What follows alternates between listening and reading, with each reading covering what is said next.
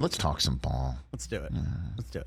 The creator of Pro Football Talk and also from Peacock Television and so much more with NBC Sports, our friend Mike Florio back here on the program. How you doing, Mike? Good. Have you ever changed the oil on your car? I have not, sir. Any car? I haven't either. Nope. Before that be perceived as some sort of a flex by me, I have not either. No. Let me just say this, Mike. Back in the day, way back in the day when I had a flowing flock of seagulls type mane, Kenny Mayne took the day off on RPM Tonight on ESPN2. I hosted one singular RPM Tonight and started by saying I'm the only person in the history of this program to host it and also have to call AAA to change a tire. That's how I started the program. I have changed the tire. I have done that. Okay. And lived to tell about it. But I've never changed oil. And my dad's attitude, even though we did not have significant means, his attitude was there is someone out there who relies upon that work to feed their family. So when it's time to change the oil on your car, go pay that guy to do it. Love it. Well done. So let's just jump into what you think happened in Buffalo last week with Diggs and what happened on that day of organized team activities, Mike. I think the one thing that we don't know and won't know and could be an ideal subject for that old sitcom formula that we'd see from time to time where Act 1 is one person's version of an event, Act 2 is the other person's version, and Act 3 is the truth. Because something went down last Tuesday that resulted in Stefon Diggs leaving the building. Now, did he storm out? Was he invited to leave? Was he kicked out? Remember when AB quit on the Bucs and we thought he just stormed off, and then we found out Bruce Arians told him to get the F out? Mm-hmm. So I'd love to know the catalyst and what preceded it. Was it at the conclusion of whatever meetings they were having, somebody got exasperated from the team side and asked him to leave in response to something he said or did, or whether he left in response to something they said or did? They found a tenuous truce. They found a middle ground for one day of minicamp practice. They canceled the third day. And the question is, can they hold it together through training camp, through the season? He really doesn't have any options. That's the reality. I mean, if he was the one who left, all it takes is a 5-minute explanation to Stefon Diggs that there's really nothing you can do. They're not going to trade you. You play for them or you play for no one. And if you don't play for them, you owe them $33.6 million in money you've already received but you haven't earned. So that gets a guy to the position pretty quickly where he's going to show up. He doesn't want to pay back that $33.6 pre-tax. Then he's got to go to the IRS and get his taxes back. It's a major pain in the butt. So if he's the one who walked out, I can understand why he walked back in. Regardless, they need each other. The Bills are under even more pressure now, and we'll see how happy he is once this season comes to an end, however it ends. Now, you're the third straight football guest I've had on this week that I've asked this question to. And I don't think this is just the, doldrums of late June type NFL focused question. This is one that I'm latching onto because it truly can resonate into the playing season when toe meets ball. If there is a lack of same page read between Pro Bowl All-Pro quarterback and his Pro Bowl All-Pro wide receiver for a team that has come up way short of their expected goal year in and year out the last couple of years. This is, I don't know how this doesn't resonate into the season somehow, Mike. Absolutely. Think about it. Week 1, Bills at Jets. Oh, God. The ESPN ABC crew is going to be told to have one camera on Stefon Diggs everywhere he is. And that's going to be the broadcast plan for every single Bills game this year because we know there's a reason to keep an eye on Stefon Diggs. There is a point that he reaches where he blows a little bit of a fuse. We saw it last year, and he told Dan Patrick the week of Super Bowl that what he did at the end of the playoff loss to the Bengals was the product of a culmination of frustrations he was experiencing. But, there's been some reporting out there that he's frustrated with the offense, his role in it, his say in play calling. And it comes down to Ken Dorsey, year 2 as the offensive coordinator. That's one of the reasons why I'm a firm believer. When you have a franchise quarterback, when you have one of the best in the game, man, it's good to have an offensive head coach because when you have a defensive head coach, The team does well, the offensive coordinator ends up getting a job as a head coach somewhere else, and then you got to make the transition to a new coordinator and hope it goes smoothly. And maybe it didn't last year from Brian Daboll to Ken Dorsey. So they've got to work that out. And that puts pressure on Dorsey. It puts pressure on the coach, Sean McDermott. It puts pressure on the GM, Brandon Beane. It puts pressure on Allen. It puts pressure on Diggs. It puts pressure on everybody. In the 20 years that I've done this with the NFL Network, and, you've done it for as long as well, Mike, I don't recall a glut of talented running backs sitting ATC at the crib in late June like we're seeing right now. From Dalvin Cook to Zeke Elliott, Kareem Hunt, Leonard Fournette, I don't. How do these guys all land with gigs when it comes down to it? If people stay healthy, the way that the running back position is currently being run, I think we're at a considerable crossroads when it comes to this position right now that we haven't seen in a while. Well, one of the strategies for the guys who are available is just wait for the inevitable injury because it will happen. And then all of a sudden your market, which may be at a certain level now, goes up when desperation becomes a factor. But, Rich, this is simple supply and demand, and it intersects with a system that as of 2011 really makes it harder for running backs to get paid when they are doing their best work. It's low salaries on the way in, and if you got a first-round running back, you can pick up that fifth-year option and then franchise tag, and that's 6 years that you squat on his rights. And then if he's still really good, you can do a seventh year via a second franchise tag, and the franchise tag is held down. It's actually dropped in recent years because the top of the market isn't consuming the same percentage of the salary cap that it used to because running backs aren't getting paid. And short of guys just saying, you know what, I'm not going to play running back anymore, and I think there is wisdom to it. Ben Tate, who played years ago, was out of Auburn, second-round pick of the Texans. He said at one point, if I had to do it all over again, I would have played defensive back.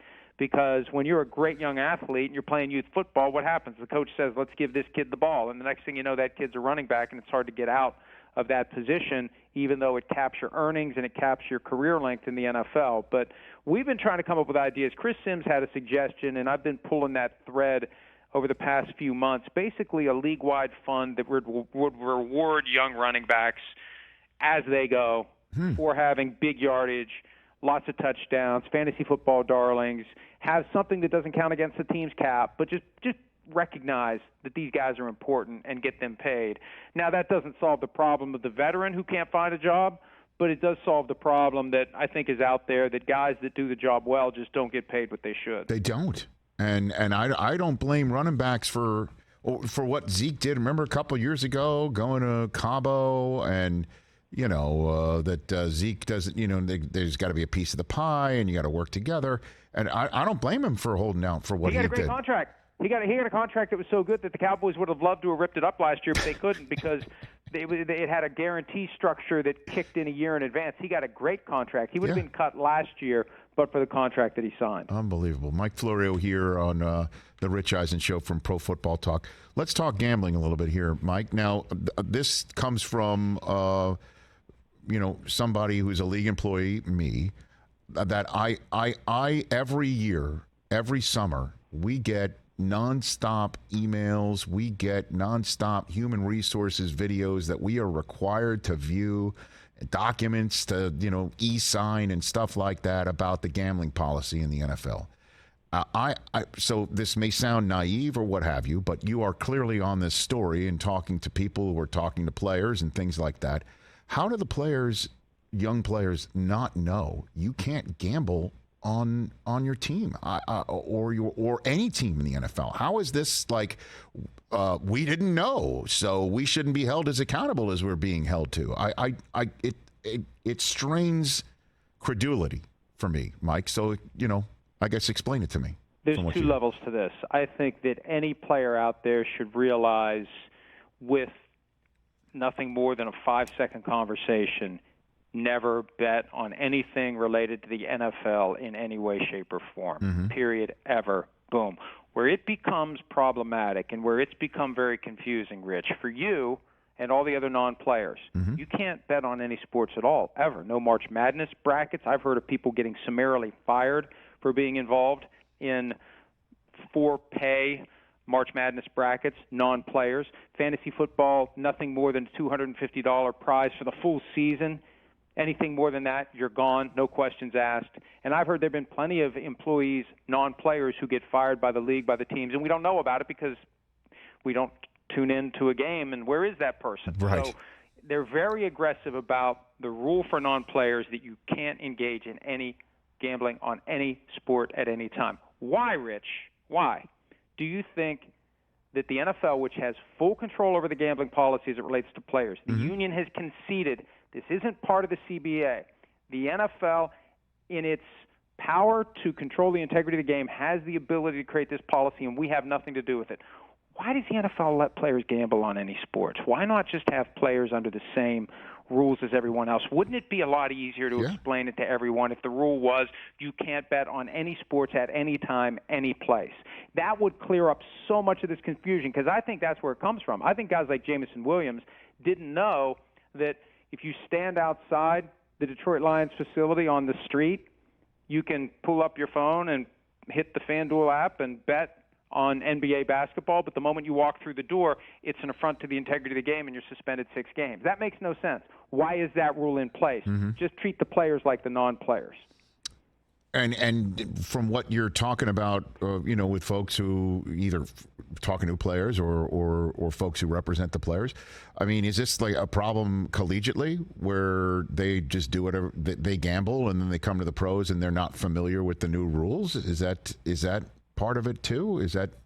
I'm just wondering how prevalent this is. Certainly, since part of your reporting is you heard somebody lost $8 million gambling in the NFL. A member of the player in the NFL last year losing $8 million for real? Well, think about these devices we carry around with us everywhere we go. Right. And all these little buttons and all these little apps, right? I mean, what if you spent your whole life using Twitter and then all of a sudden you get a job after you get out of college and there are certain ways you can use Twitter that are illegal? Like, what are you talking about? I've been using Twitter for years. So for these, I mean, it's been 5 years since the Supreme Court opened the floodgates to allow states one at a time, if they so choose, to have legalized gambling. So these DraftKings and FanDuel apps are everywhere. You've got in West Virginia, you play blackjack online. You can do all this stuff online. You hit the button and off you go. And I think that there is a culture shock for the guys who have been doing it for years. And I think that it takes more aggressive educational efforts, especially if you're going to thread this needle between players being allowed to gamble when not at work on non-NFL events and non-players being prohibited. It makes it more important to send a message the right way. And, Rich, I've heard from coaches, I've heard from people with teams who have very strong criticism about the quality of the education that the NFL is engaging in. And, look, I've been involved in the training of employees when I was practicing law. There is a fundamental difference between education for the sake of getting a piece of paper that someone signs to say they received the policy and true meaningful education aimed at getting people to understand what the rule really is. I had one coach tell me, look, this presentation is 45 minutes long. It only needs to be 5 minutes long. They overcomplicate it. The message doesn't get through to the players. The teams are left to send the message, and the smart teams are doing it. But it would be so much easier if the rule just was, hey, if you're going to play in the NFL, you have to suspend your desire to be the next great sports gambling tycoon until after you're done playing in the NFL. I'll tell you what, man. Whoever if they send the same people who I deal with the NFL Network or the same human resources individuals, this thing would be wrapped up in 2 seconds. It's obvious. Do you know the conspiracy theory though? Chris Sims is trying to get a spot in the top 5. Okay. And I think it makes sense. And the more I talk to people about it, the less it feels like a conspiracy theory. It just sounds like common sense. The sports books want the NFL to let these guys bet because they are really rich and they're young and they're dumb enough to think they're going to win. So what's going to happen? $8 million later, the sports books are making back some of the money they give to the NFL in sponsorship fees. And you know what? When Sims told me, I thought, boy, that's crazy. That's even too crazy for me. And it's like, why else would you? Why? I mean, that's the question I'd ask to the commissioner right now. If we were sitting across the table from each other, I'd say, why do you let players gamble on any sport? You have the full and complete power with the stroke of a pen to take this away. Right. Why are you doing it? Yeah. I hear you. Ask him. No, yeah. Okay. Give him a call. Rich, FaceTime Roger Goodell right now. Let's talk gambling. Hey, RG1. Let's talk gambling. That's exactly what I'm going to do with my free time. Hey, Rich, and you know what? They hate me because I keep pushing this, but I'm trying to do everybody a favor who's a stakeholder of the game, because the last thing we need is a Tim Donaghy scandal. Of course, and the league feels or some other set of facts that we don't know of. I've been trying to imagine every possible way that this could collapse on the NFL and warn people about it. And, of course, you get called Chicken Little for doing it, but somebody needs to be thinking creatively about all the bad stuff that can happen. And the league doesn't want that too. You know that. And you know that there's a lot of hand-wringing in the front offices about, nobody wants that. But here's the problem. When you're stuffing your pockets with millions from the sports books, it's kind of hard to walk that tightrope. I mean, really, how do you have the moral authority to tell people what to do and what not to do when you got your – what was it? It was 7 exclusive sportsbook partners a couple of years ago. I mean, they're taking every dollar they can, and they got every right to do it, but it makes it hard to be properly concerned about the other side of the equation. I think it would be a lot easier for the league to fend off the potential wolves that could attack if the NFL's position was we have a clear firewall. We're not taking a dime from any of the sports books. We're not involved with this in any way. We're not going to let any of our owners own a percentage of DraftKings or FanDuel or whatever. We want nothing to do with it. I think it makes it easier to guard against all the bad stuff that can happen if you're not trying to straddle that line. Mike Florio, Pro Football Talk here on the Rich Eisen Show. So let's just jump last one for you. What do you got for me on the Niners quarterback scenario? As we're currently sitting here, having this conversation, everybody's breaking for training camp, how it's going to play out, the whole business. What do you got for me on that? Well, Brock Purdy, if he's healthy, and if he's not healthy, I think it'll be Sam Darnold. How about that? I think they really like Sam Darnold. When they started putting out the word, and it was Matt Maiocco of NBC Sports Bay Area who said that Sam Darnold may be the most talented thrower of the football the 49ers have ever had, and people lost their minds. And it's like, well, he didn't make that up. He's getting that from Kyle Shanahan. And not long after that, Kyle Shanahan said it. And that's to get people comfortable with the idea that the guy that they gave up 3 first-round picks and a third-round pick to get is going to be the odd man out. But they're not going to trade him because QB3 could end up being QB1. Yes. That's what happened last year. Yes, exactly. They've been cursed at the quarterback position. And, Rich, let's play it out to March of next year.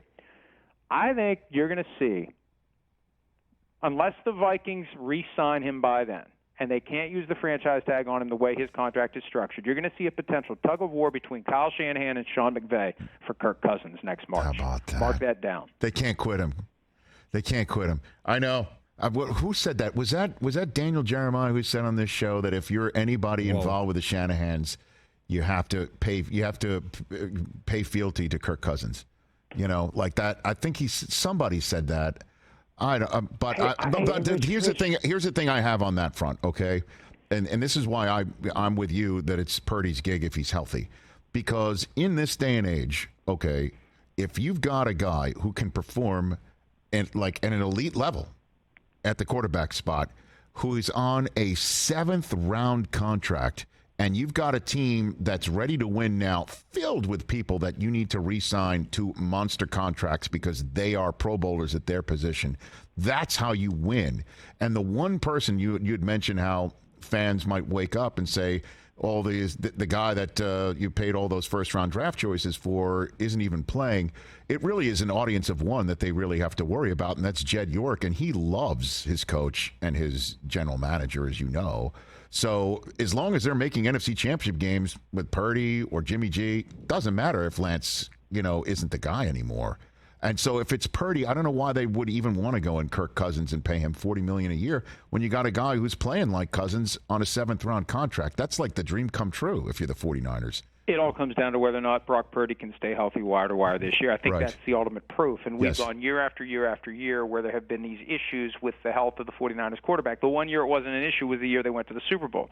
And I'm a firm believer that if they had just waited to sign Kirk Cousins, that's why Kyle Shanahan didn't evaluate Patrick Mahomes in 2017, could have had him, didn't even look at him. Was waiting for Kirk Cousins in 2018, got talked into Jimmy Garoppolo when the season was just falling apart. His first year with the 49ers, we got to do something, and Garoppolo was available for a second-round pick, so they went in that direction. I think if they'd have waited for Cousins, given the fact that Cousins never gets injured, Cousins never gets injured. Cousins is durable. That's his superpower as it relates to, and also playing at 1 o'clock Eastern. But they have 1 or 2 Super Bowl wins by now, and it wouldn't be because of anything Kirk Cousins did. It's because he's good enough with that incredible team that they'd have around him. His other superpower is being paid like a Major League Baseball Cy Young pitcher. You know, he's paid like Garrett Cole. You know, that's another superpower. Mike, thanks for the time. Let's chat shortly. Have a great July 4th week and the summer, and we'll tee it up soon. Thanks again. Pal. Great talking to you. You got it. It's Mike Florio of Pro Football Talk. Catch the Rich Eisen Show every single day on the Roku channel, 12 to 3 Eastern, for free.